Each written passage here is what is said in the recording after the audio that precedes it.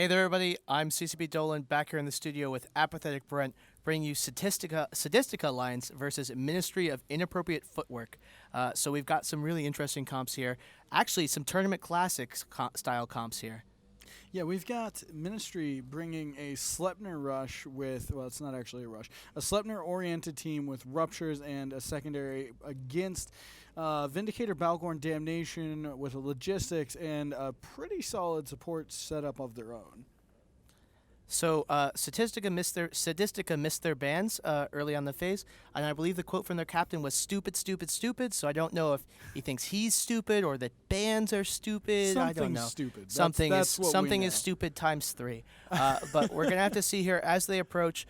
These Sleipnirs definitely have the field control advantage. The support for the Sadistica Alliance cannot leave the protective sphere of their Balgorn Vindicator webs, lest they be torn to shred by Ruptures and Sleipnirs. Yeah, and so far what we've got happening here is it looks like the Sleipnir comp is pulling back, and this could be really easy. Joker looks like he's burning towards the Sleipnirs. If they give him another 20, 30 seconds to burn, turn around, go right on top of him, none of his friendly ships are going to be very close. So they could turn this around. I don't think the positioning by Sadistica is very good right now, so they should turn around real soon and go after that lone Vindicator. Yeah, absolutely. I think that you can very easily fall into the trap of, I'm a Vindicator, I do lots of damage up close, let's go get up close.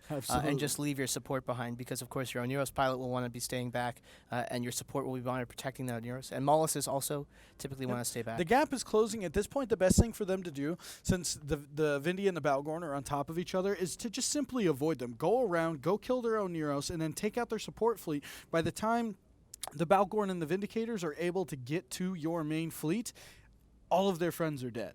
Yeah, absolutely here.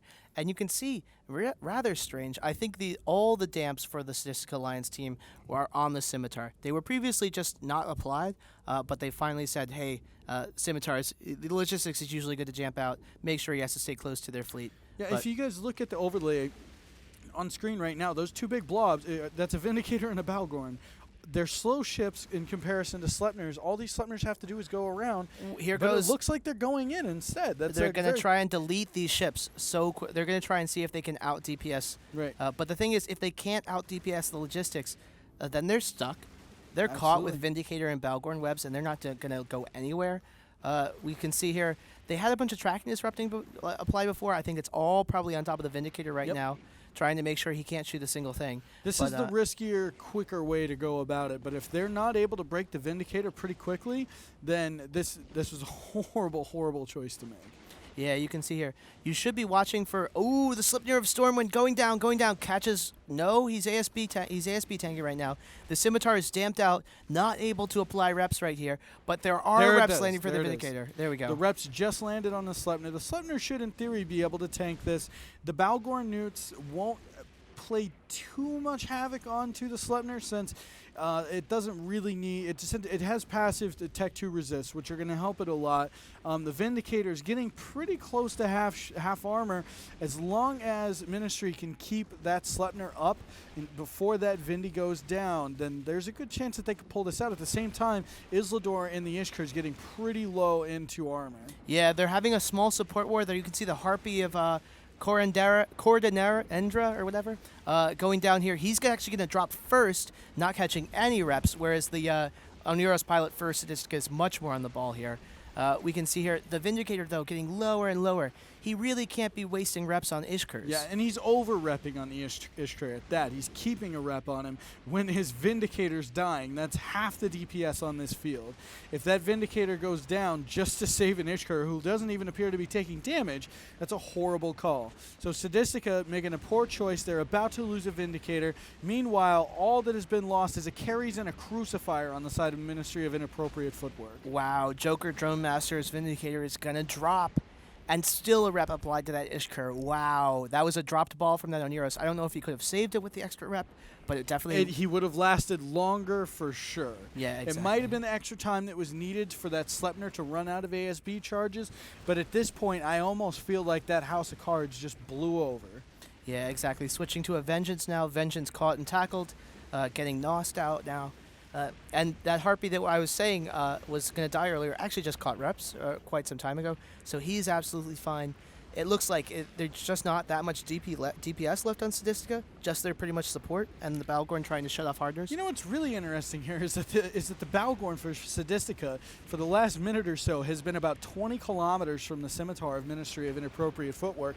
Never neutered it. He spent his whole time neuting a Sleipnir that it's not going to do anything for. He's going to be able to run that ASB with or without the tank. The only thing he's doing is potentially shutting off Lynx and shutting off a Hardener. But if he can completely shut down a Scimitar instead, that's a much better choice. So now, since that Balgorn is close to the brawl, they are switching to him, and I highly doubt that he's going to last very long. Yeah, absolutely. But the upside for Sadistica is they are winning the support fight. They haven't dropped a single support ship yet, maybe because their Ishkars get over-repped. But but with the support getting cleared off the field, that would be a much different story for Ministry of Inappropriate Footwork if, for instance, they were a battleship setup. But Sleipnirs and Ruptures can deal with support. Absolutely. Sleipnirs, medium autocannons in general, have just fantastic tracking. Sleipnirs usually have one tackle mod on them, so they should be just fine. On top of that, there's still the 2 Ruptures. This is actually a really solid Minotaur turret-based setup. I really like it. It's got most of the things that you want. It's got plenty of links. It's got the mid-sized DPS and the Ruptures. It's also got 2 Harpies and a Hawk for good solid tackle. Then it's got a Crucifier for tracking disruptor, a Carries for damps, 2 Crucifiers for tracking disruptors, and a Carries for damps. Like, this is a very well-rounded setup, and win or lose is always going to come down to execution for these guys. Absolutely. We see the Balgorn of Angel Blade dropping down into the end of armor, going to fall into structure. That's going to be the Balgorn gone. And with the core for Ministry still left, they pretty much are going to walk away with the rest of this. The Scimitar is tackled, though, and taking pretty heavy DPS from the Assault Frigate wing. I don't think that it's ever going to be enough to make a difference, but that is troublesome. It makes it so they're not as comfy as they were. He's running his ASB now, and now that the Balgorn is dead, these Sleipnirs and Ruptures can just turn around, motor over to the Scimitar, and clear off everything. Vengeance receiving reps, tackled. Other Ishkar are going to catch reps as well, as he was getting primaried for a bit there. But it's just, oh, wow. And that's how you do it. Ministry of Inappropriate Footwork caught the Oneros, completely tackled, neuted everything, and he's going to drop as well. Yep, that's what I would have called primary next is the Oneros. Get that off the field. That way it doesn't take as long to kill the Damnation. There is, tracking issues that they will have with the assault frigates. They're still going to kill them. It would just take a lot longer if that Oneros was still up. It looks like a lot of the damage that the Scimitar is actually taking is in the form of Warrior 2s, just a big drone swarm around it. And it looks like Rhaegar in the Ishkar has him tackled, and that's about it. Yeah, and he's running his ASB. He'll last until he goes on reload. He might be even on reload now, as he has been boosting for quite some time. But trading Oneros Scimitar in this position is a pretty good trade. Yeah, that's fine. It's just there's no way that the Ishkars and the Vengeance are going to be able to actually kill anything significant. The match is in the bag for Ministry. It's just cleanup work now on a very well executed fight. Even though I think they could have done it better if they just avoided the Vindicator and the Balgorn in the beginning of the fight. Well, sometimes you see those expensive ships and you just gotta kill them. Like, got too close, just gotta kill it. Well, if you remember back last year, Pandemic Legion versus Rogue Capel, if we would have tunneled on the Malices, we would have lost that match very badly. That is true.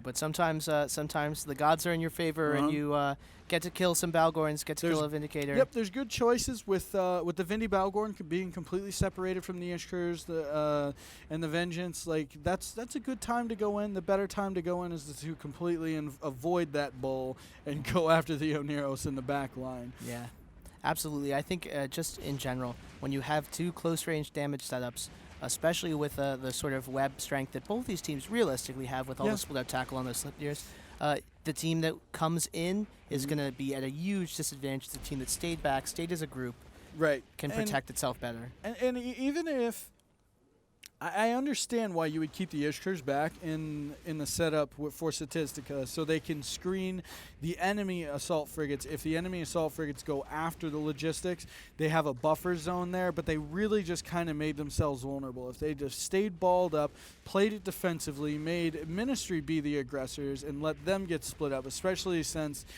there's such a speed disparity between a Sleipnir and a Rupture that you're almost always going to have those Ruptures coming in first, and like that's free candy right there, being able to kill a Rupture right off the bat. Yeah, absolutely. So we can see here, Mauls is being finished off. Just sort of general cleanup with only 30 seconds left in the match. That Damnation is almost certainly going to survive, but really strong performance from Ministry of Inappropriate Footwork. They showed up for the practices before the tournament, put in the time, and now it's paying off and they're reaping the rewards. Maybe Sadistica missed a Sleipnir ban that they... Maybe they should not go and get a sandwich before a match or something like that. Yeah. Something about stupid. Either way, so I actually had a chance to fly against Ministry during match is over, by the way, guys. But I had a chance to fly against Ministry in the mock tourneys. They're really cool guys, and they really deserve to keep on going here. And with that, we'll send it back to Soundwave in the studio.